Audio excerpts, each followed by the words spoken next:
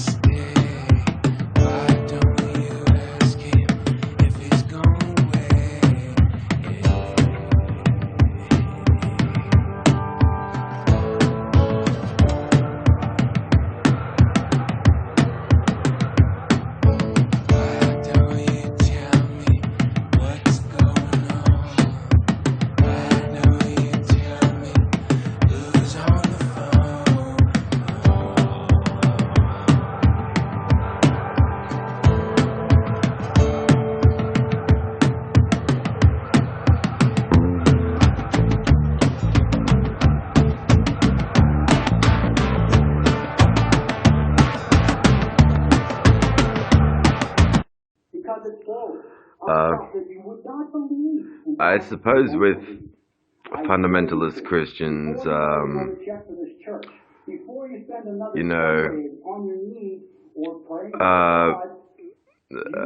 their life has meaning thanks to the crucifixion, not that they hold the crucifixion in contempt and reprehension and are disgusted and offended by it, and as a result, they have a hard time being sleuths who will say, something is afoot. Even if we grant them a foot, like just 1 foot, because 2 feet have a nail in it, so they'll never work out that something is afoot, and and then they'll want to say that be so brash as to say that objective moral awareness is impossible without the existence of the Christian God. Yet you can be a rapist and serial killer in jail and accepted into the Christian faith if you mumble a prayer when a priest visits you in your jail cell. Yet they want to say that terms like good are meaningless without the existence of God.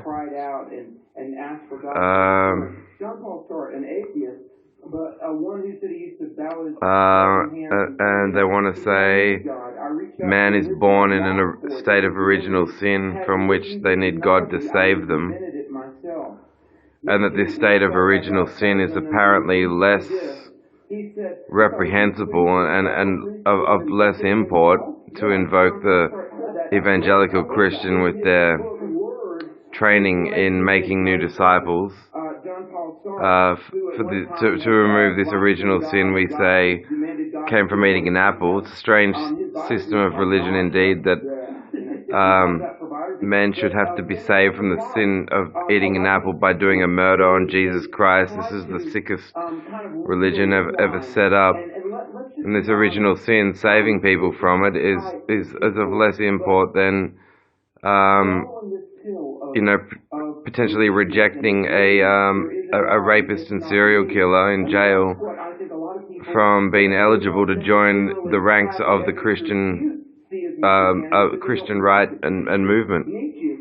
How pathetic.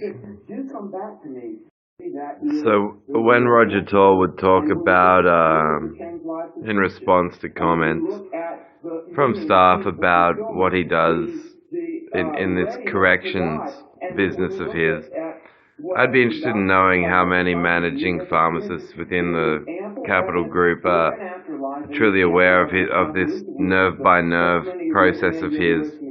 Um,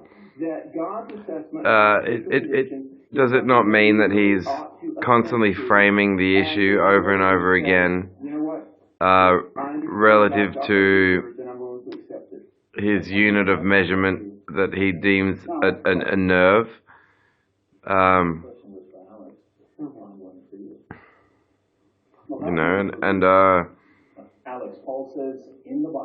Why did he arrive at the insistence that such a process is very precise, or indeed the best way to study? And epistemology is comprehension of the way under the system he uses now. If he imposed his system on anyone in the group that attended the Lake Krakenbach conference for the year that Roger hosted a game of How to Host a Murder, he would have to treat them for the conflicts he identified that were acquired during the night that the staff played How to Host a Murder. Because, one of them was the victim, one was the murderer, the others were decoys, and the others had to try to solve the case, and all those conflicts. Gary Cairns would be there to call them stupid fucking dreamers. Not, have we got a shit detection system? It is ridiculous. The man is a hypocrite.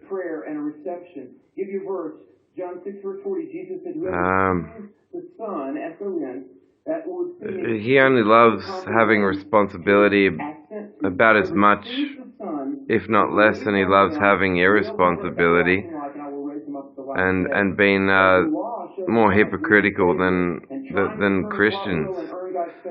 And I do enjoy calling Christians out on their hypocrisy.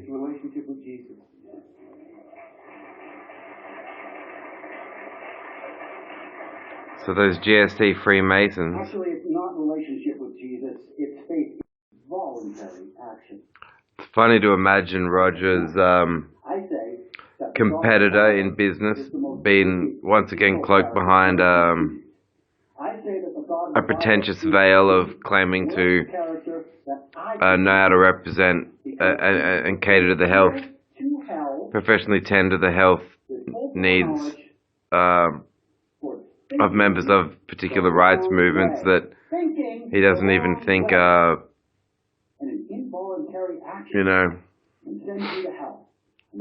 merit the time of day from him. But he will, to save face, he'll want to make some facetious aesthetic, create the appearance of weighing in and caring.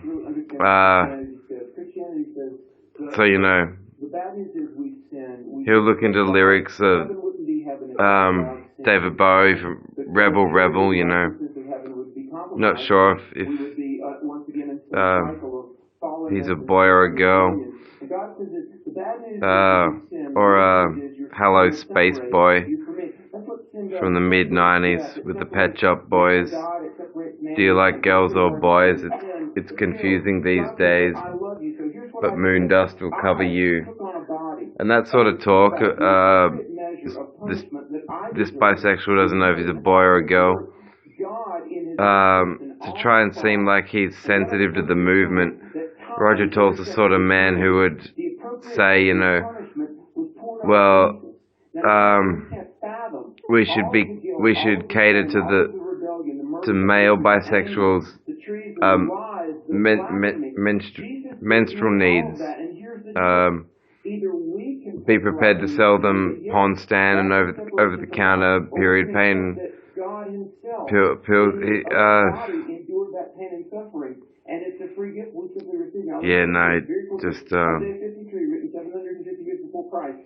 Old Testament. Isaiah 53 talks about the suffering saved by his Too far suffering. gone, I think. And it says, it pleased the Father to bruise him. In other words, God was happy. The man really is too far gone. On Jesus, except to use his remaining time to publish a book on why he thought being fascist and establishing his own little conopoly. I wouldn't call it a monopoly because it's a division of healthcare that's subordinate to doctors and really quite should be humble. To be a ruthless monopolist in that profession whatsoever is to suggest he's corrupting it and corrupting yours and my rights, and he's good at that. By humans. 30,000 versions of Christianity. Roger Toll also shares in that Christian trait of stealing the credit for things that which he didn't do,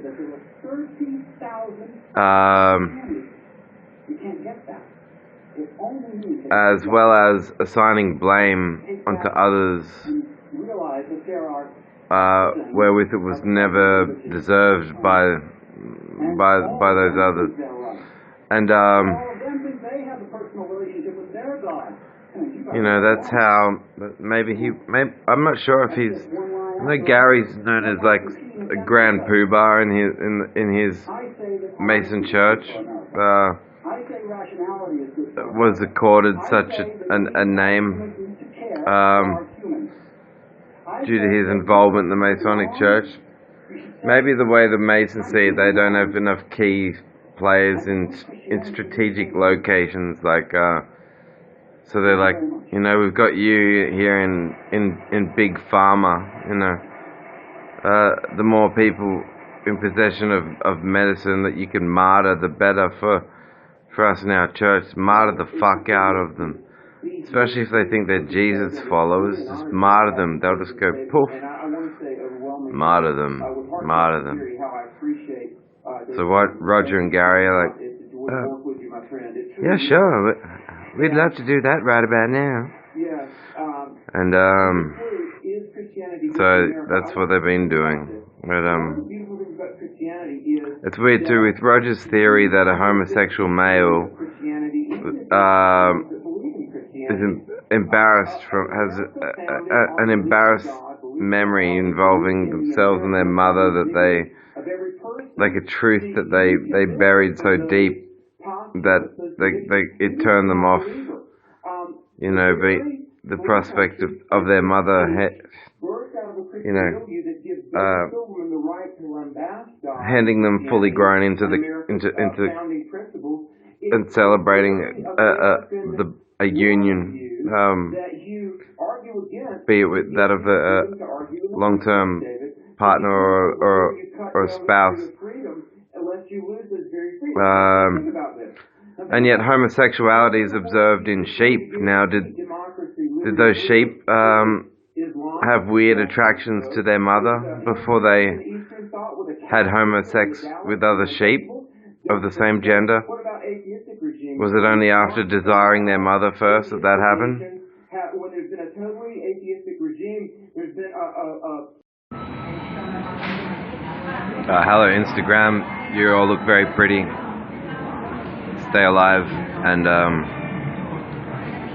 I'm Luke Banton. I have an official YouTube channel. You're all invited, but hello Instagram, I love you.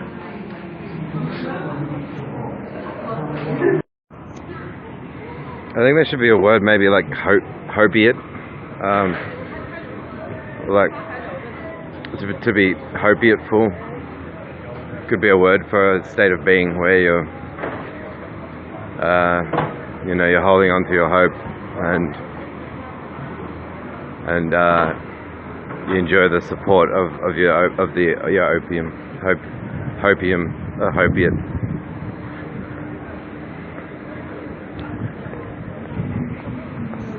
Beats face season. I think getting quality of life is certainly enhanced when you make the effort to comprehend the minds of people who are the creators of new questions.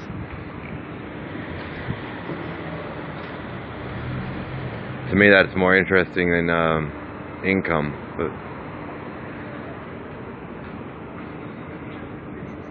But this life is all there is.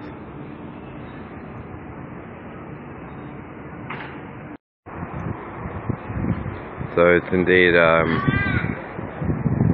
pain, I guess, an additional pain, knowing my sanity has been contested by someone who's an offshoot of the Freemason Church. They could call themselves instead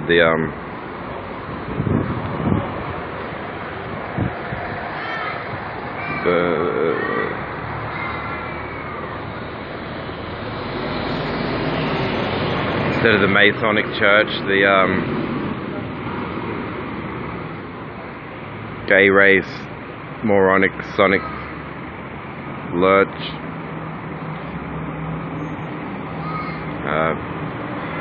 Wants to contest my sanity, I would say, come and talk to me then. All I'll do is unearth your knob-shine beliefs and explain how they have compromised your ability to judge sanely. Koja.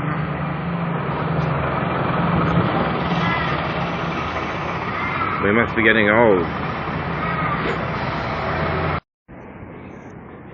I wonder if that is sort of what they mean when people talk of other people projecting, and you know, Roger's statements during my employment,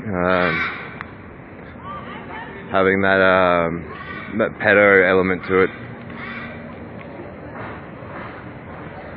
As if he maybe he enjoys these lies to distract himself from how he himself is quite unappealing.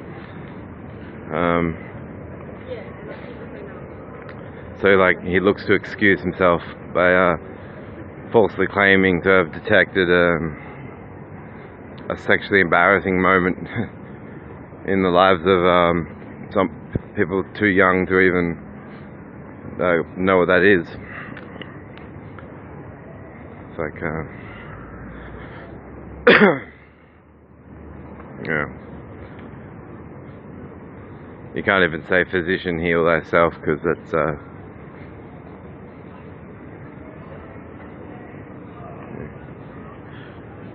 I think he would know what that sort of standard entails.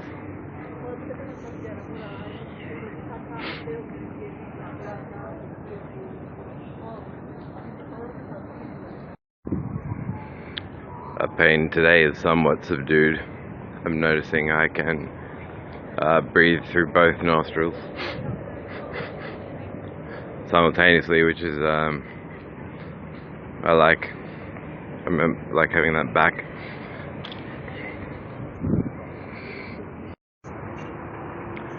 Not really regretful at all for having made some enemies. It means you've stood by what you. It means you've stood your ground. I suppose it's always them that move first. You kind of wind up letting them move first to see what it is that they.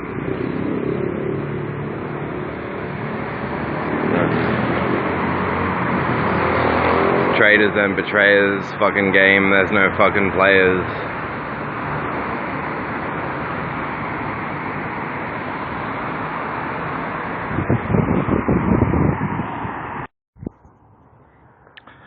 So it is actually in a way quite sickening to observe the proactive attrition of these right-wing psychologizers. Anything you're into, they'll try to psychologize any song. It's got to be about conflicts within the family. You know, they're essentially waging some sort of concealed religious war against an individual's right to interpret, to wonderment.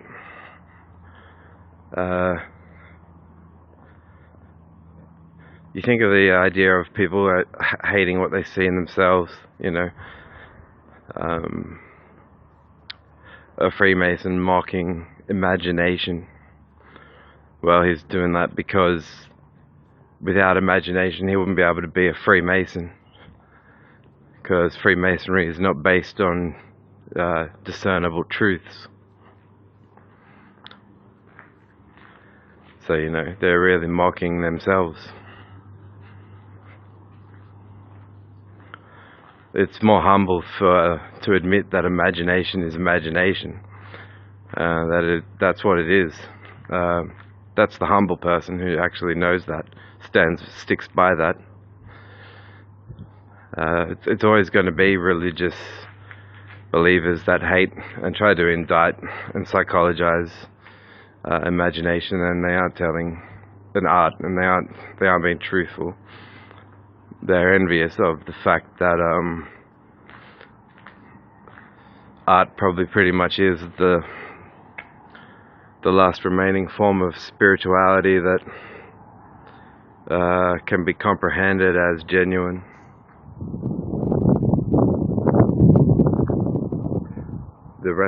The other beliefs,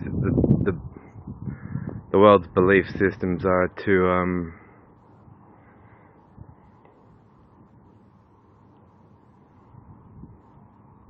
totalitarian and unilateral and pathetic. They're kissing ass to art anyway, in secret. The masks come off at the staff conferences, and they celebrate the same thing that they misconstrue as conflicts during their so-called work.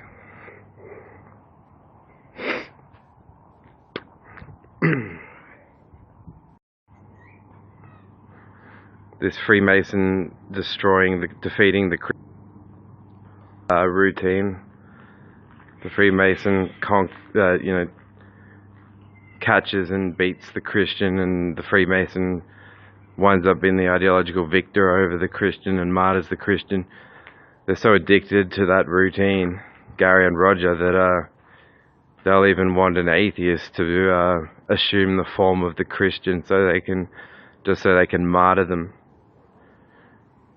Like, is that your...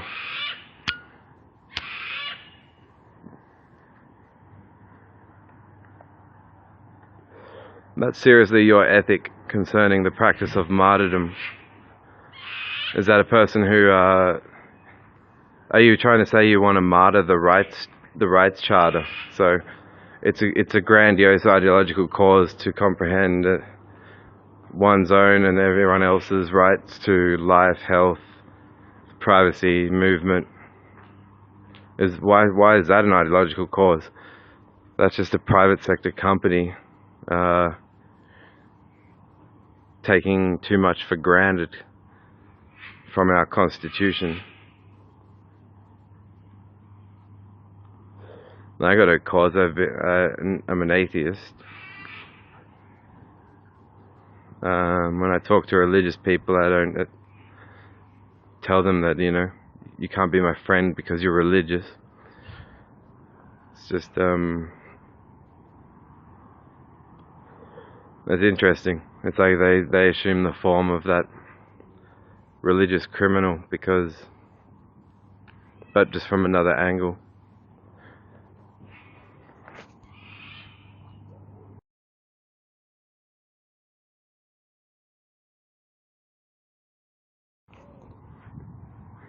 Basically, I think Roger should know, and Gary, when they're both not welcome.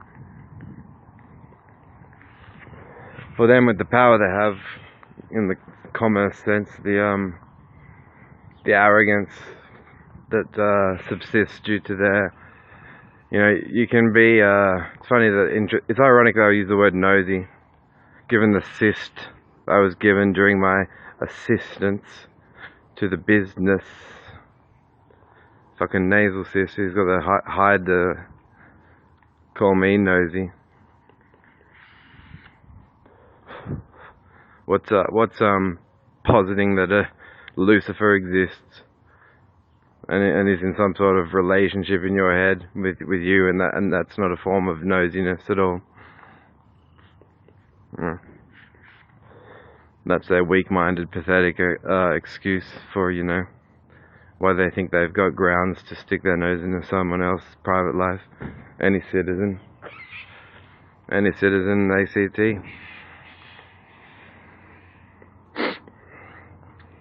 They don't comprehend when they've gone beyond being rude.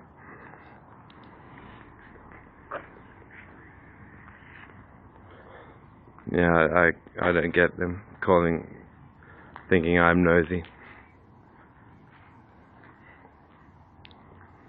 What's sticking your fucking nose in the ass of a supernatural being?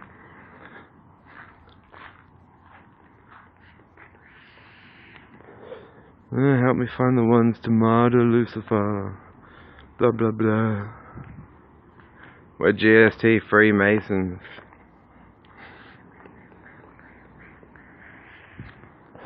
That's a sad element of, I think it's only really ever a sort of semi-superficial symbolic context in which frontline eccentric artists are, mentioning the devil in lyrics.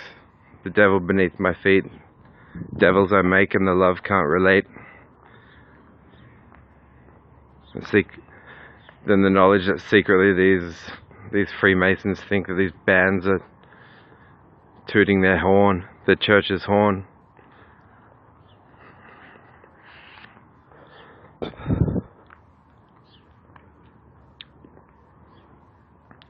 Try asking these Freemasons what's meant by universalism and equality.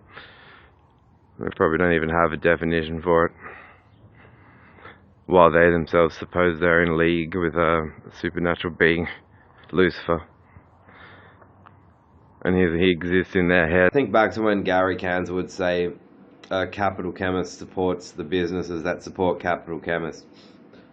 Because my question would be, would capital chemists support someone starting their own business if they once worked for capital chemists but then left and decided they would rather not do business with capital chemists anymore and go away after having been caught out on numerous acts of privacy violating at home and breaking their privacy rights while such a person as me who's at home, going back to earlier this decade,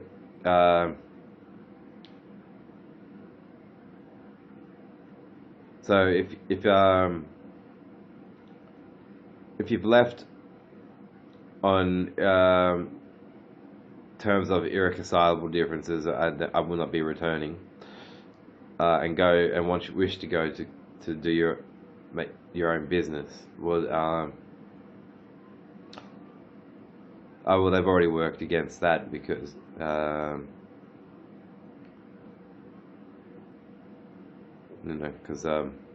anything that's outputting to video is making me. Well, now it's making my thumb disappear.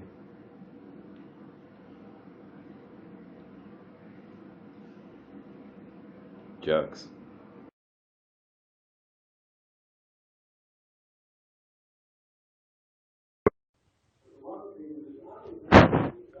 Is Puff the fuck with pal talking about him.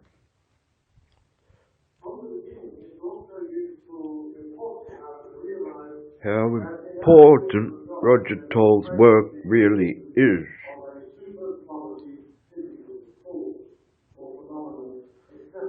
Roger Toll's cause is superiorly important.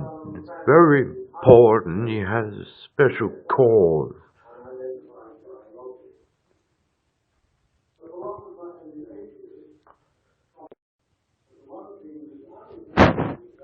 Is Puff the fuck with pal talking about him.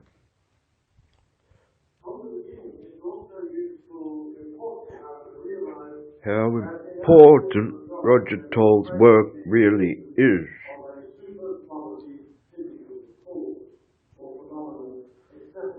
Roger Toll's cause is superiorly important. It's very important. He has a special cause.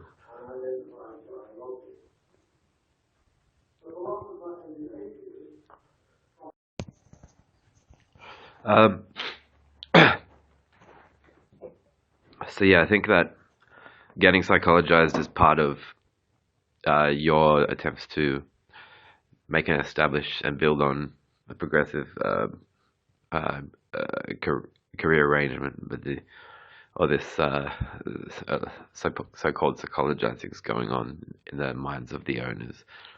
And be careful because they're so precise, because they're Freemasons, because they are part of the 16th century church and actually haven't even probably heard of the names of any post 1950s existential psychologists or anyone like that. I like Simon Cohen. I think he's the cousin to Sacha Baron Cohen, who is like Ali G and Borat. Um, he's quite a well known and well respected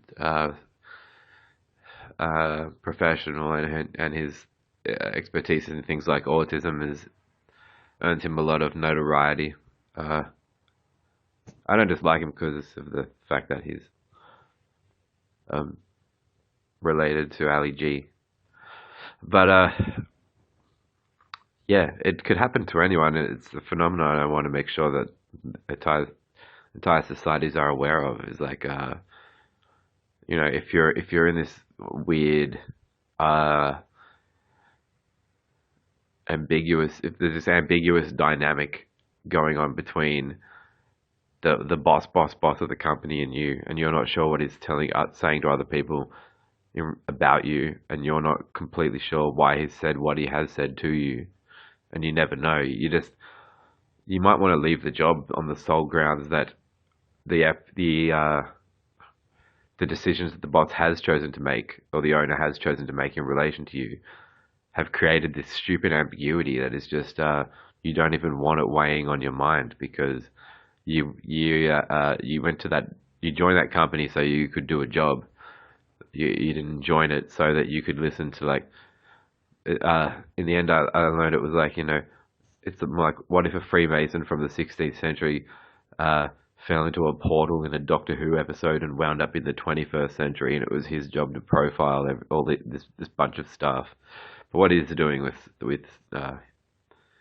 and I'd love to see a single qualification in his name that references psychiatry. I doubt that Roger Toll has any. Uh, Otherwise, given the sorts of statements he makes to people, he would want to be showing his qualifications well ahead of time, so that people knew that when he wasn't to be contested, so that people knew when he'd had them outsmarted and wasn't to be contested. But obviously, no one is going to let a person who has incorrectly comprehended you in some respect go on and force you to wear the brunt of a bunch of statements made throughout your career, because he thinks it's the conclusive results after his findings from a study-based inquiry into a person's life.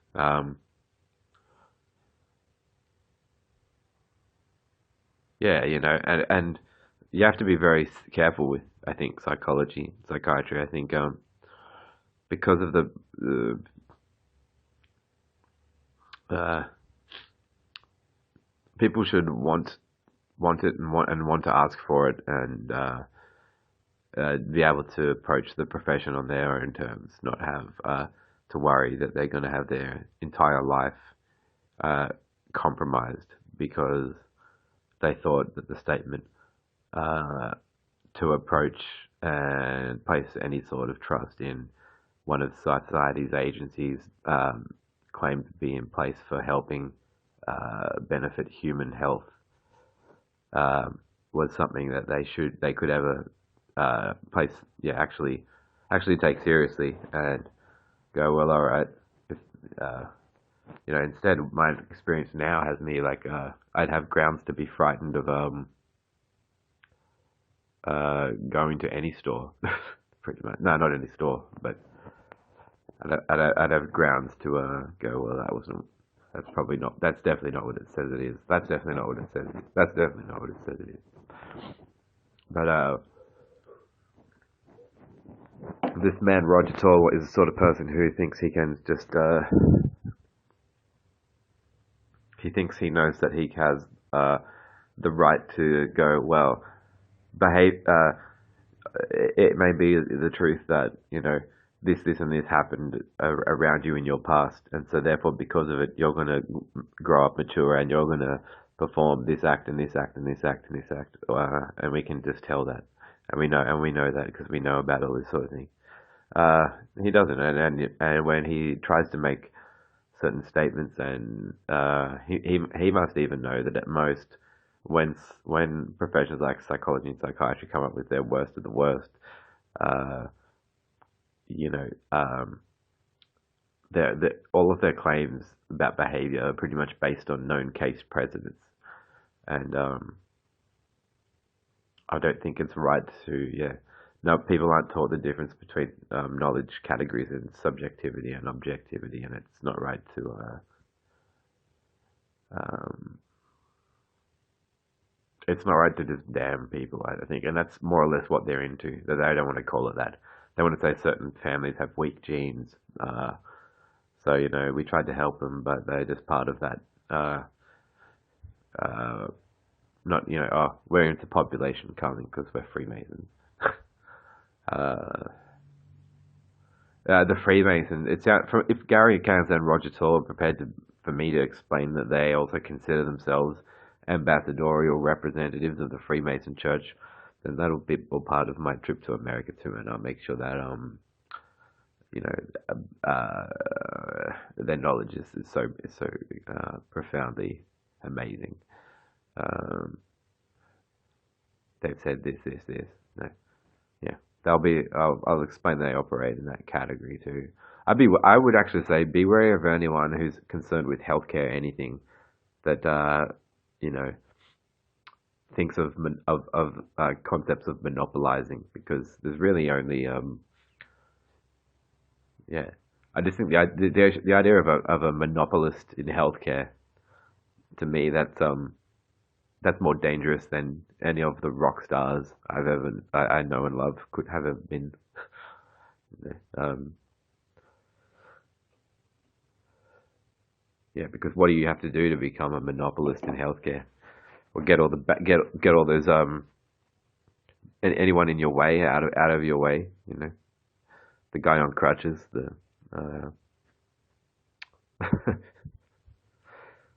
yeah, good one, Roger. Uh, no, I'm starting to wonder. He's given me that impression of his church that Her Majesty nor any other establishment provided adequate acknowledgement of the importance and significance of the Freemasons Church, neither in the 16th century nor now. So here's Roger to become the correctional profiler. Set everyone right.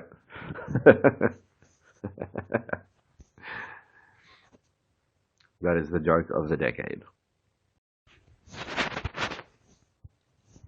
I'll always remember the years where, after Roger and Gary were content to make the Capital Chemist slogan, everybody needs us. I was watching videos about where bodies have been thrown in concentration camps, and I was thinking of how Gary loves calling everyone love, and I thought, geez, it is. I may wear cosmetics, but you really know how to put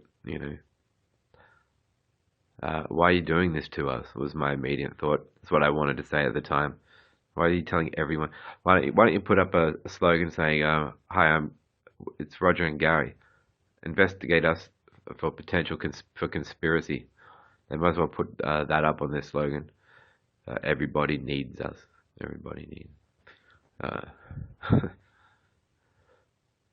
It is too reminiscent of a Christian youth leader talking like that.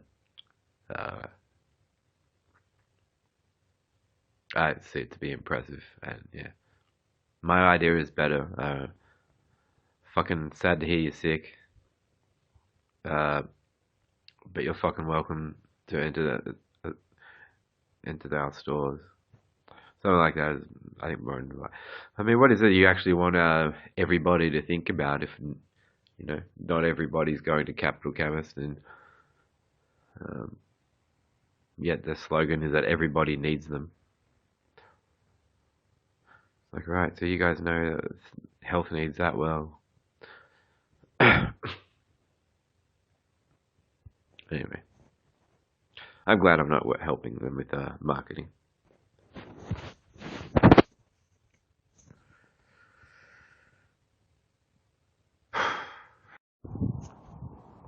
Uh, I also think that, yeah, if you were to work a few years in his business and then talk to him, say, are you the sort of person who would be prepared to um, uh, boost one's own capital by crunching on the bones of the sick and impoverished, um, just for the opportunity to boost your cred aesthetically in the public eye. And then Roger Toll would in response would go, "Are you wanting to do a deal with me or something? Are you wanting to do a deal with me of some kind?" That's how he'd yeah, that's how he would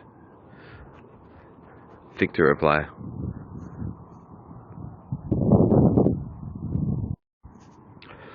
Yeah, all in all, the two coolest. Hang on, I could go. I think I can go further. But let me have just a moment to consider.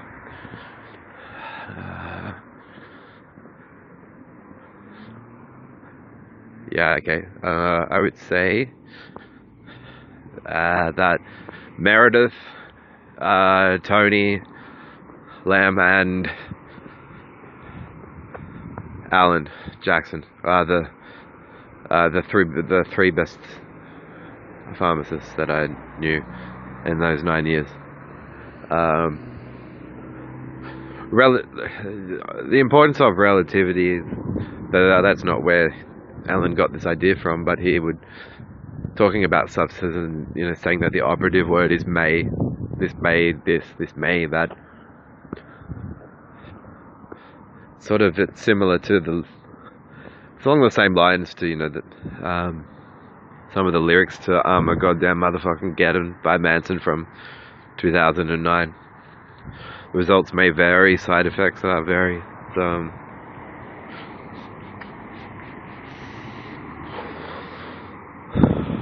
yeah, I can't stand like absolutist,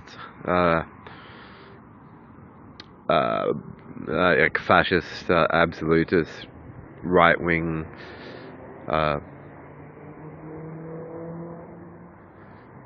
Yeah. Especially in healthcare.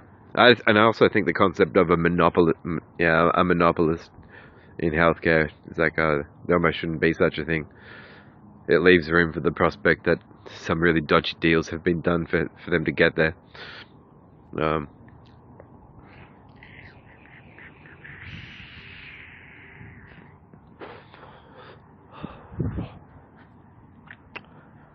uh, so I need a US holiday just on the grounds that I happen to be one of the proofs of such a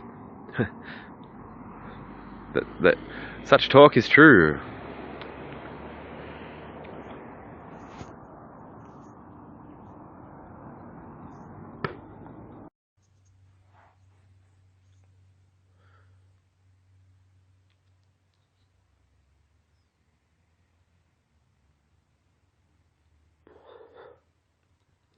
I did start to wearing cosmetics, maybe approaching October in 2003, but I did it knowing that I understood that it says nothing in and of. I don't think it should be.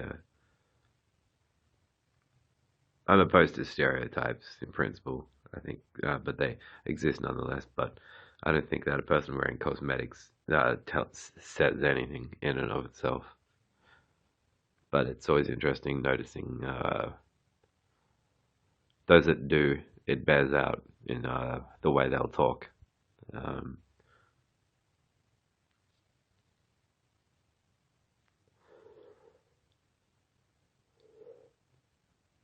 and that's more or less where I stand on that matter. Uh, in terms of movements that do have integrity and I think are important, the bisexual rights movement, defending it doesn't mean you have to uh, well, actually, I don't think you even have to be a bisexual to defend the bisexual rights movement, but I think that movement is potentially more important than theism in Christian churches or in you know it's an oddity in the Christian rights claims that and profound and even this Freemasons are just about as dumb as the Christians, the fundamentalist Christians in that respect, because and prone to temperamental acts of various kinds from because of their temperaments, um, just in a way that's no different to a fascist, twisted church leader.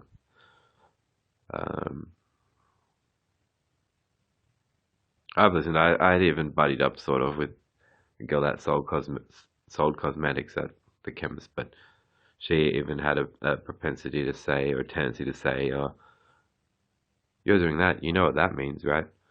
You're doing that. That." And she thought that she had this sense of objectivity in describing things. It's if you pay attention to when you're trying to work out who your real friends are, and you pay attention to it's not just being like the little guy in the group, and then you know are picked on by a certain number of people, and then someone sticks up for you. So you think, well, that's very kind of you.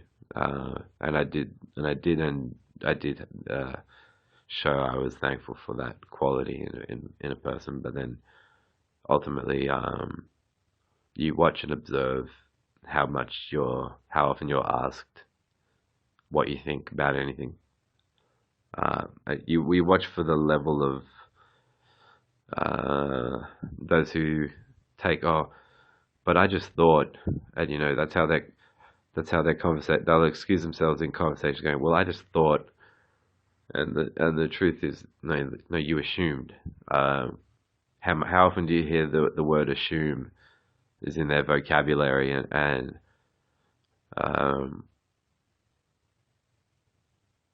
how often do they use the word "assume"? And I think they even make they give statements that begin with the words "I thought" a bad name because traditionally, and since Descartes, those sorts of people did some sort of inquiring to arrive at opinions. We have cliche statements going around like Salt and Pepper rapped about them in the 90s on the album Very Necessary. The opinions are like assholes, everybody's got one. And if your opinion is not even comprised or reducible to ideas that you hold that you could express as statements beginning with the words "I think," "I thought this," "therefore I thought," or "therefore I thought this," or "therefore I thought that," you would find that would then reduce to a lot of conversations that would be question marks, where you'd be saying, "Well, did you even ask this person what they thought about this, or this? Did you even ask? Did you even ask about that?" And they'll go, "Oh no, no, we just thought." It's like, well, that's not even correct use of saying, "Oh, I thought," because you didn't actually. If you assume, you know. So that isn't to say I don't think I'm indecent to true friends, and even true friends are welcome to challenge my thinking on various subjects. Of course, it winds up becoming part of why I respect them. But yeah, would we have statements like opinions are like assholes, everybody's got one, if opinions weren't comprised of uh, conclusions reached without inquiry or questioning at all? And a lot of that, you can trace that back in capital canvas to Gary Cairns' hysteric Masonic opposition to curiosity. He thinks is destroying the individual. He thinks on some level, um, like curiosity killed the cat, that sort of. Um, yeah, it's a tragic thing to see because any scientist should like. I've watched stories where a scientist spent like 30 to 40 years of his career building a particular theory, and then another scientist came along and falsified some of the most important ideas in that theory, and the physicist broke down crying, and then they made friends because this other physicist had in fact been partially inspired by some of the ideas in the other guy's theory. So they wound up sort of shaking hands, and the guy said, "Thank you, you destroyed my life, like the most comprehensive theory of my life's work, and you destroyed it." And so scientists, they say that about why science is to be respected, is because it's meant to be that sort of profession where if one scientist falsifies another scientist, then it nonetheless still proves that the scientific method and the ethics surrounding the application of it um, are respectable ones. But then it also shows that, yeah, it's the pursuit of truth that they're both mutually able to agree matters more to them. The mutual interest in the pursuit of truth more than a conclusion, and that conclusions can be overthrown and overturned. And if that happens, the scientist that made theory A is impressed by uh, the newer theory in theory B. This Einstein didn't want to lend any credence to claims and arguments by Niels Bohr concerning quanta and in quantum mechanics. He was calling it spooky mechanics, and he'd completed special and general relativity, um, and he was looking at these ideas from Niels Bohr, thinking, "Fuck." Uh, but Einstein wasn't so he wasn't walking around saying everybody needs special and general relativity. uh, you know, and then what's the most what's the aspect of business in the business world where if scientific method is being applied at all, it should be applied with more care than if you're studying paramecium, try to eat algae. Uh, Maybe the treatment of other human beings in healthcare. Uh,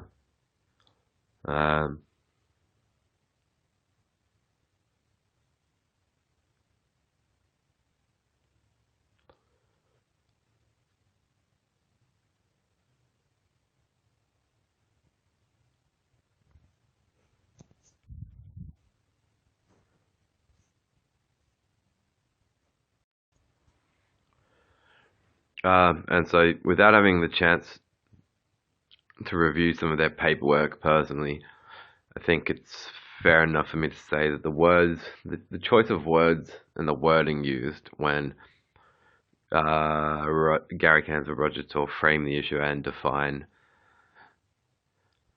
um, define, the conflict or conflicts pertaining to this or that, such a given person. They'll always be in worded the wording that they will implement will always be either poor then or getting to be good enough to be logical, the logistics of a potential criticism aimed at the teachings of the Freemason Church, um, because that's the belief system they never turned back, looked at, criticized, and then decided, oh, we've outgrown it. We think we we now know better than this church. See, that's where they differ to me because I'm free. I admire. There's a man named Michael Shermer. I used to have his autograph in one of his books called uh,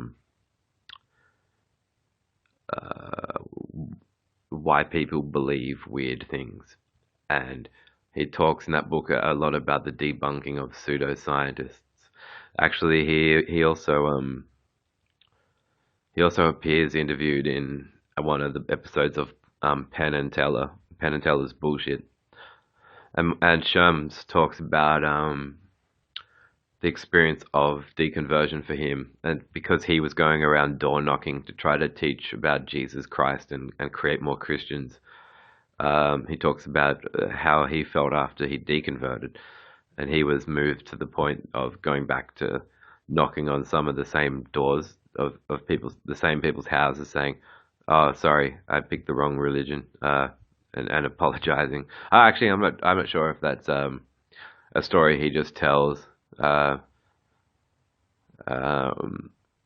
or if, yeah, I could see him doing that though, because he's got a great attitude. Um, so if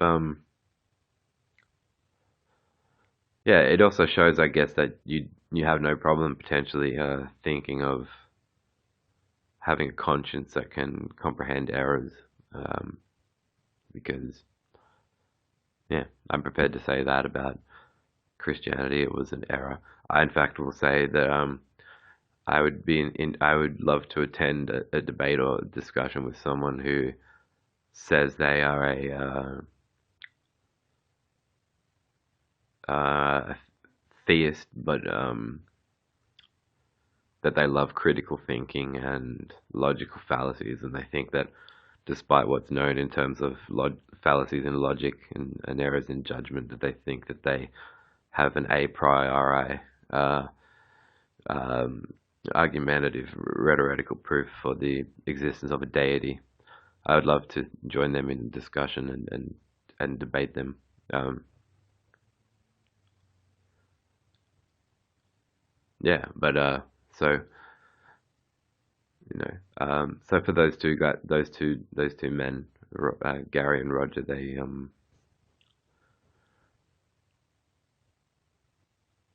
yeah,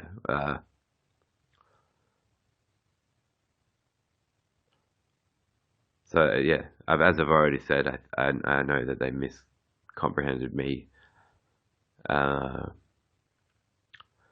you have to be. I would almost say like if an employer, there should almost be a law, a commerce law that if an employer has sized you up for his company, and judged or assessed you in a certain way, he should be obligated by law to give you a document, so that you can have a copy of how he first assessed and first comprehended you at the start of your employment, or else you have no idea of how to know, like, uh,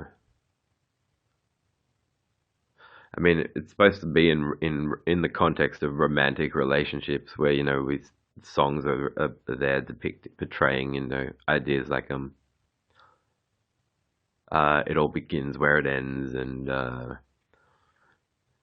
you know who wants to have to comprehend and employ an employer by getting close to those sorts of terms. But uh, it's true enough to say that, well, the way a manager of a business might size you up and describe you prior to you working in that business, they will also be the basis for how they're partial to talking about you to other people in the company who might also not talk to you for the same reasons stipulated in that manager's profile about you, or profile like document about you, that you haven't had a chance to read. And yeah, but, This is Tyrannation episode 45. Now, welcome to episode 45.